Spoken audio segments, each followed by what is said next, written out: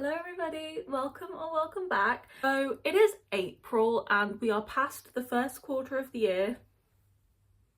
2024 is moving with haste. A lot of reading has taken place over the past 3 months and I wanted to go through my favourite books that I've read so far this year. I'm just referencing my reading journal quickly. Check how many books I've read. So far in the year, it appears I have read 29 books and I have about 1, 2, 3, 4, 5, 6, 7, 9 to show you. So that's a decent amount. These aren't all 5 stars by any means, but they're all, I think the lowest is a 4.25, and if it's 4.25, it's 4.25 that really like stood out to me, like, oh wow, that was a good book. I really enjoyed that. First book I rated a 4.75. It was the first book I read in the year actually, and it was Unravel Me by Becca Mack. I mean, first off, this cover deserves a couple star points on its own. This entire series has like these beautiful watercolor covers and they are just maybe some of my favorite. This is the third book in the Playing for Keeps series, which is a series of hockey romances. The first book in the series is a 5 stars, one of my favorite like romance books of all time. Following on from the first book in the series though, the second book I really didn't enjoy. That's like a 3-star book for me. This one really blew me away. I read this while I was traveling like after New Year's, and this kept me entertained through the entire flight, airport, car journeys, all of that. So good. In this book we're following Adam Lockwood, and he is a hockey player that we see in the other books, and he gives very nice, kind, not like golden retriever, more like a quiet nice guy rather than like a silly kind of character, and we see him kind of unlucky in love in the previous books, and he has some like really like not nice things happen to him in relationships. He's clearly not been treated very well and he just wants love so bad. He's going out on all of these dates and he just wants to find like that partner, long-term situation, but he's just having no luck until bumps into Rosie. Oh, we love Rosie, and they immediately just have this connection. Obviously there's other things surrounding it that make it harder for them to be together, for them to decide to be together, but it's honestly just the most beautiful little romance. I love this series, I love this book. Adam Lockwood is such a good book boyfriend. I would just recommend this series overall, and I'd be excited to read this one. This book is very good. Next book I have is actually The Hole on my shelf. I'm going to put it back in a minute because this is really bugging me. This might surprise some people, but it is Never by Jessa Hastings. Now, this was Jessa Hastings' new release. Newest book that wasn't a Magnolia Parks series book. You know what I'm saying? Branching out from that series, this is a Peter Pan retelling. It's not really a romance. It's kind of a romance, kind of just like a book. Kind of a fantasy retelling kind of thing, whatever. So yeah, it's a Peter Pan retelling. You're following this girl Daphne, who's like part of the Darling Women line, and Peter Pan has come and like taken every female darling to Neverland. You know the story of Peter Pan. Lots of people really don't like this because it isn't a romance and it doesn't give romance. It gives like bad relationships. You see a really toxic relationship being displayed, and I understand why people don't like it, but sometimes I do feel like people kind of don't like a book because they don't like the characters. I do the same thing. If I don't like the characters, I don't like the book. But in scenarios like this, it's like, well, the author's in on it. The author knows that this isn't a good character. They're not writing it as in like, we should like this character, we should defend this character, we should have sympathy for this character. They're writing it like this is a terrible character, you know? And I'm just like, I feel like you shouldn't discount a book because you don't like the character when it's clear to me at least that we're not meant to like the character. That's the point. It's kind of showing you this relationship that you shouldn't want. I don't know. I really liked it. I did a reading vlog when I read it. I remember saying a lot when I was reading it, oh, she just puts things that I think in words so much better than I could ever put them in. And this is just like reaffirming things that I already knew, and it's like, it feels good. You know, when you hear something that you already think but said in like a way better way, it just like solidifies that point for you, and it just feels good. And this book really did that for me. I really enjoyed it. My only qualm with it is I don't know if this is meant to be a duology and there's another book coming out. I don't think that needed to happen. We could have had like an extra maybe 50 pages and wrapped it up.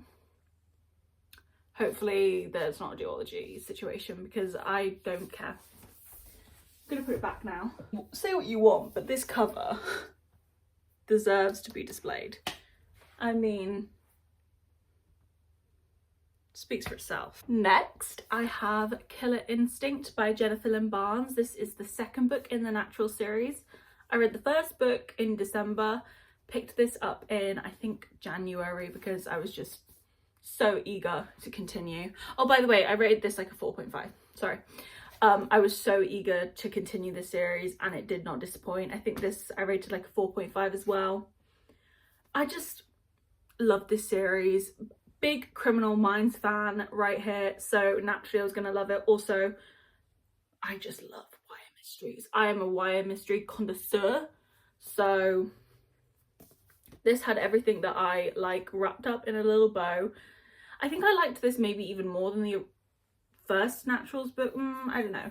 I don't know. I go back and forth, but it's so nice going back into a series when you already know the characters and you can just like jump in. You don't have to learn anything. You're just along for the ride. And yeah, really, really great. If you haven't read the series, you need to.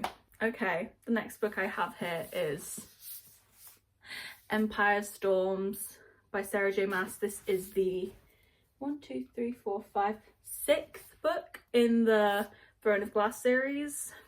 It's a thickie, and you are meant to read this in tandem with Tower of Dawn. So you're flicking back and forth between these two books. People kind of, it feels like the community, the favoured opinion of all of us is that we prefer Empire of Storms to Tower of Dawn. Tower of Dawn, having to like go back to it each time is like, oh, now I have to read Tower of Dawn, and it's annoying because we just want to stay in this book. I agree. I definitely preferred this. This was like a 4.75. This was like a 3.75. But to be honest, this didn't hinder this experience too much. 3.75 is no rating to like scowl at. This was still good, but we're not talking about her. We're talking about her. No matter how much I may have enjoyed Tower of Dawn, Empire Storms was going to come out on top every single time for me. The POVs in this, the storyline in this, the romances in this, the relationships in this, everything in this was going to be out Tower of Dawn every single time, because I'm sorry, these are my girls, and I saw the redemption arc, I saw it and I accepted it, and I'm here, I'm there with you, but these are my girls every single time. This series is so good. I loved ACOTAR. Hands up, say I loved ACOTAR. This series has also really, really, really made me want to go back and reread ACOTAR so bad. I may be doing that at some point, maybe in the summer, because I miss it. But the main character in this series, I think, is my #1 favorite main character I've ever read. I am obsessed with her every single time. I'm actually reading Kingdom of Ash right now, okay guys? Should we all just go like this for me? Because Jesus Christ. I'm reading Kingdom of Ash right now. Every single time I get to a chapter that's either in her perspective or just with someone who she's around, I feel like I've just won a prize. I feel lucky because I'm like, oh my god, I'm back, we're here, let's go. I just love her so much, and this book really set up for what is so far a crazy brilliant ending. Empire of Storms. And these covers, are you kidding me? I am a sucker for this kind of like art. I don't know what it's called, I'm sure someone could tell me, but where we use like really like bright colours, like kind of, I love that. Next book I have is Magnolia Park's Long Way Home. I finally read it. I have been talking about the fact that I am terrified to read this since I finished the first Magnolia Parks book. And I was right to be scared. This was so frustrating. I rated it a 5-star because I couldn't not, to be honest. I just feel so attached to this book and it brings so much out of me. I was reading it like pissed, so mad, frustrated, also like giddy and like happy and excited at times. There was one point when I was reading and I actually had to be like, I can't read this for the next few hours, even though I have like allocated time that I was going to be reading. I can't do it right now because it's actually putting me in such a bad mood. I'm getting so pissed off. As much as that sounds bad, if a book can bring that out of you, hey, that's some writing, that's an ability. BJ and Magnolia, you can say what you want about them. I can't help but love. Magnolia Parks, I can't help but stan. Anything she does, I am a Magnolia Parks apologist. Like, it is very much like, well, she's just a girl, like what she meant to do. And the ending of this, don't speak to me. Don't speak to me about the ending of this because I will cry, and I am not, yes I am. I was about to say I'm not a crier. I cry at everything. Like, I just choke up randomly sometimes, like literally like but yeah, Magnolia Park's Long Way Home. This, when I was like halfway through this, I was like, okay, this is disappointing me because we're just going over the same things again and again. But by the end of it, I was like, this is exactly what I couldn't have done. I couldn't have asked for anything different. I couldn't have asked for anything more. 5-star. I do still think I like the first book better though. Although we do get Julian in this one. I still haven't read Daisy Hates the Great Undoing. I'm scared. I'm scared. I'm scared. Who was Jessa Hastings to give us 2 incredible romances that we all want to root for both, we all want to see the fruition of both, but with one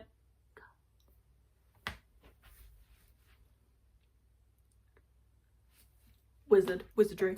Next book I read on my Kindle, so I don't have a physical copy to hold and show, but it was The Deal by Elle Kennedy. This was like a 4.25, so respectable rating. Obviously really liked it. I put it in here because I was shocked by how much I enjoyed that book. It is a hockey romance series, if you don't know. I feel like it's kind of like an older hockey romance series. It's one that most people have read. I just haven't gotten around to it yet. Well, I am now getting around to it. And honestly, I was so into it. Funny, easy, nice storyline. I read the whole thing in a night, went straight through it, loved the characters, had a great time. Nothing else to say about it, to be honest, but I was just a bit shocked by how much I had a good time reading it. And I am very eager to continue. I've actually also read The Mistake. Also very good. I'm having a good time with that series, and I am a hockey romance girl. So if I tell you it's a good hockey romance, then yeah, it probably is. Because I know the shit ones. I've read them. I've read the shit ones, so I know what I'm talking about. Well, if you haven't read it and you think, oh, that's, you know, I'm past that, try it. Honestly, it's a fun little change from like the fucking Tower of Dawn, Empire Storms, Magnolia Parks. Sometimes we just need a little bit of light. Sometimes we just need a little bit of calm in the sea of chaos that is my bookshelf. I'm getting a bit, I need to calm down because I'm getting a bit much. Next book was honestly a surprise. Saving Six by Chloe Walsh. Now, first I'd like to start this off by saying that I read Binding 13, Keeping 13 last summer. Loved them, rated them a 4.75. After reading this, I bumped those. Those are 5 stars. Those are 5 stars. This is a 5-star. The shock on my face when I realised that this was a 5-star. Okay. Binding 13, Keeping 13, we follow Johnny, Kavanagh and Shannon. Who knows the last name? I don't. top couple. Favorite, love them. Oh my fucking god. Every single time I heard Johnny or Shannon's name being mentioned in this book, I was like, it's like when I hear my favorite character in Throne of Glass, I'm like, so lucky. And here we follow Shannon's sister Shannon's brother Joey Lynch, last name's Lynch, and Ether, who is Joey's long-term girlfriend that we see through those books. Now, I struggle with interconnected series, especially if I loved the first book. If I love the first book, I'm more than likely not going to love the second, because I'm just attached to the first characters and I don't care about other people's stories. I wish I could be the kind of person who, like, when I'm reading the book and I see like a background couple like forming, I'll be like, oh, I want to see that story, I'm so excited. I am just like loyal to the main characters to a fault of like, I don't care to see anybody else's perspective. I think I'm kind of growing out of that a bit. I hope that's the case, because it is really shit when you love a book and then you're like, I know I'm not gonna like the rest of this series because I just want to stay in this perspective. I thought that was going to be the case with the continuation of this series, because each book is going to be different couples. A 5-star. A 5-star. Oh my god, so good. I have never emotionally felt for a character the way that I feel for Joey Lynch. I don't usually like emotionally relate to the male characters as much, you know, I just don't. Joey, I was like ready to fight over this, literally shadowboxing my room because I want to beat up his, so bad. The stuff that boy goes through, he is the, look at me, I'm like getting emotional. The stuff that this boy goes through, it's beyond me how he can survive. Ether as well, absolutely love the girl. What a queen. The stuff that was put on these two young kids to handle at such a young age is beyond me. Saving 6, if you're scared to continue Binding 13, Keeping 13, don't be scared. Well, be scared, but do it. Because, oh my fucking god, this book was so good. It's like 600 pages. I read it in like 2 days. Maybe not 2 days, maybe 3. But I read it quickly. After Saving 6, I don't know when I read that. That feels like years ago. Okay. But after Saving 6, I guess I didn't have like a notable book for a while, because the next book that I'm thinking of is not Powerless, Heartless, but I don't have a copy of Heartless yet. Heartless, put the blue cover over this. Ding! Heartless. So the story with this book for me is, I read Flawless last summer when the hype was like just starting for this series, and I was like, gave it like 4-star. To be honest, it's probably more like a 3.5. I don't remember anything about it. It didn't give me anything. I didn't feel much about it. So yeah, I was like, okay, I don't really get the hype around this series so far.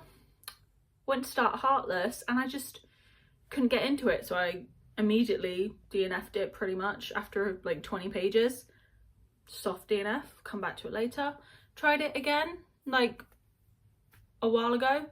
Again, couldn't get into it, put it down. So I'm on holiday in the sun by the pool. There is no better scenario for a book to be enjoyed.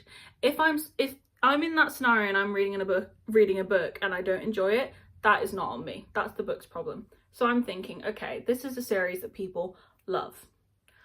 I'm gonna give it another chance right now. And if it doesn't, then it doesn't. But it did! It did! I rate that like a 4.25, like verging towards a 4.5, but you know, it's 4.25. It was really good. I loved the couple. It was like a single dad nanny trope. Really enjoyed that. It was great. I liked all the background characters. I had a really good time and I was so happy because I was like, oh my god, I get it. I get what people are saying. Although people say that's like a 5-star series, but I've barely heard anybody rate any of the books an actual 5-star. So I'm like, okay, so what are you talking about? Whatever. Yeah, I loved it. I was so excited. The only thing though is that I feel like that's the best book in the series. I feel like everybody says that that's the best book in the series. So I don't know where we're going, but this is the next book. Maybe I'll read it soon. Yeah. That, I just wanted to add that because I was so happy that I liked it. I was like, oh my god, I get it. I'm part of the team. I'm part of the club. Oh my god. Yeah. So I get it. Then the final book I'm going to be telling you about, I read this month, really recently. So like kind of out of the first quarter, to be honest, but I'm going to mention it because I loved this book so much and I want to talk about it. What the River Knows by Isabel Ibanez. I know I pronounced the last name wrong. Maybe I don't know.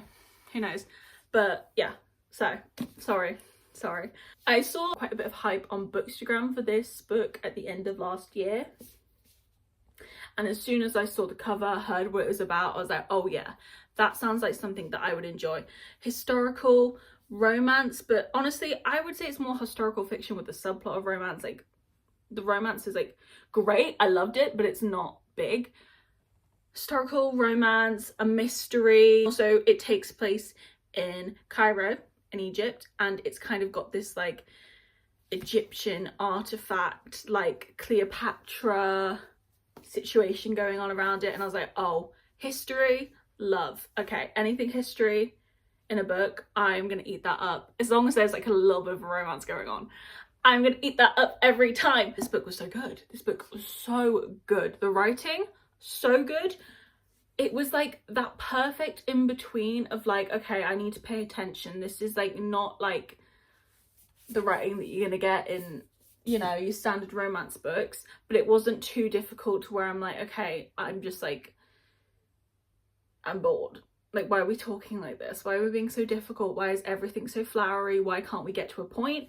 It was the perfect in between.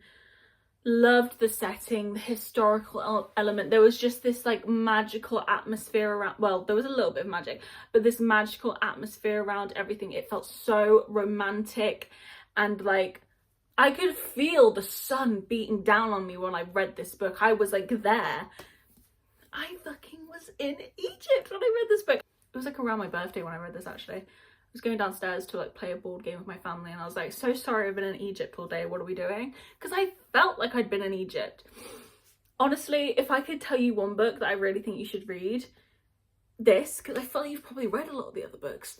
This is so good, and I haven't heard anybody talking about it recently. I heard a bit of buzz about it when I said, but I haven't heard any recently, and I'm like, this should be one of the books that people are talking about right now.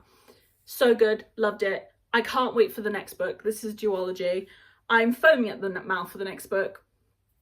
It's a 4.75 though. Don't get it twisted. It's not 5-star. It didn't have that 5-star feeling. It had everything but the 5-star feeling, which is so annoying. Although talking about it now, maybe it does have that 5-star feeling. Is this a 5-star? It's a 5-star, but I don't know. It's a 4.75. If there's any question, then it's a 4.75. Okay, 4.75, I'm sorry, babe. But I am obsessed with this book. I loved this book. Everything about it. It's so good. And that's all I have to say on the matter.